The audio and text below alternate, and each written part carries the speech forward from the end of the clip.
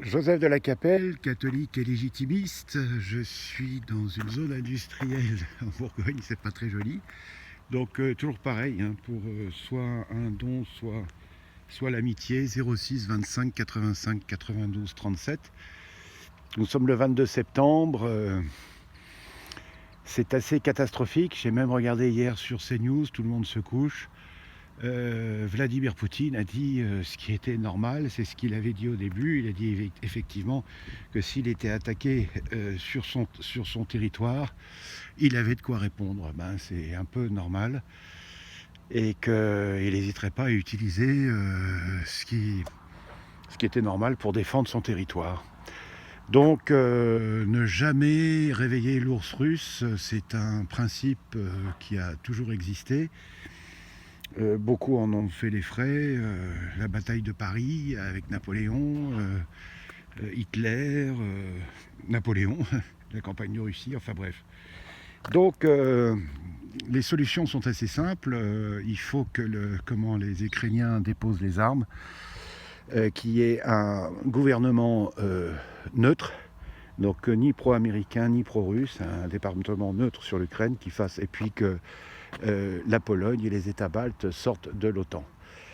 Et puis dans un deuxième temps, donc l'Europe de l'Ouest de Louis XX fasse des accords avec la Russie pour faire un OTAN 2, un OTAN européen, une force militaire européenne avec un traité de Westphalie, avec l'indépendance de chaque État.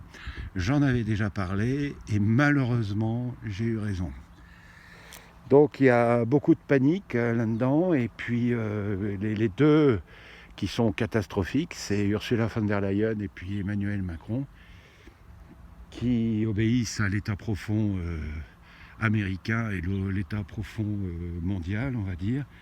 Donc effectivement la situation est grave, mais pas encore désespérée.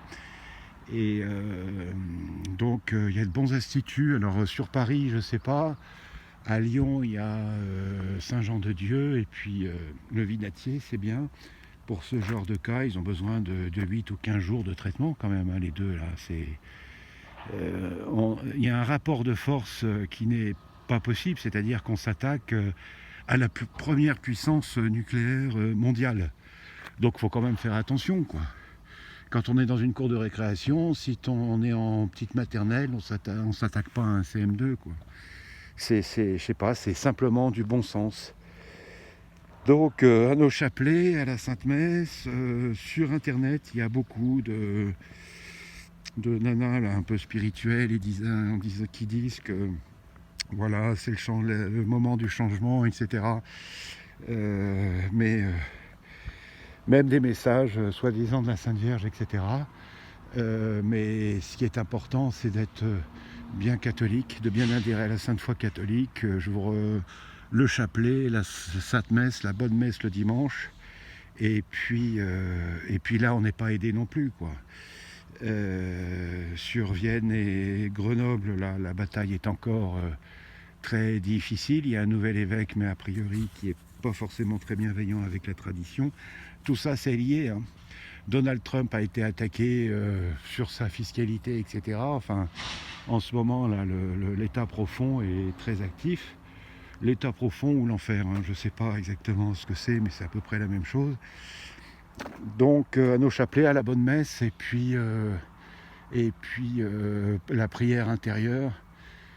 Et quand on n'y arrive pas, quand on a trop de souffrance, l'offrir au bon Dieu.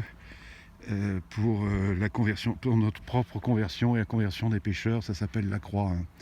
C'est normal. Toute vie spirituelle est accompagnée de la croix. Celui qui dit qu'il n'y a pas de croix, c'est pas possible.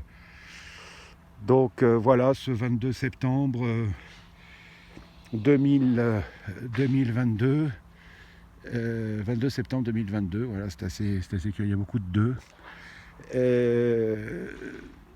Bon courage à tous, que Dieu vous garde en ce monde et dans l'autre. Notre-Dame de Boulogne, Notre-Dame d'Ukraine, Notre-Dame de Russie, Notre-Dame de l'Europe, Notre-Dame de l'univers, priez pour nous. Tous les cœurs angéliques, protégez-nous.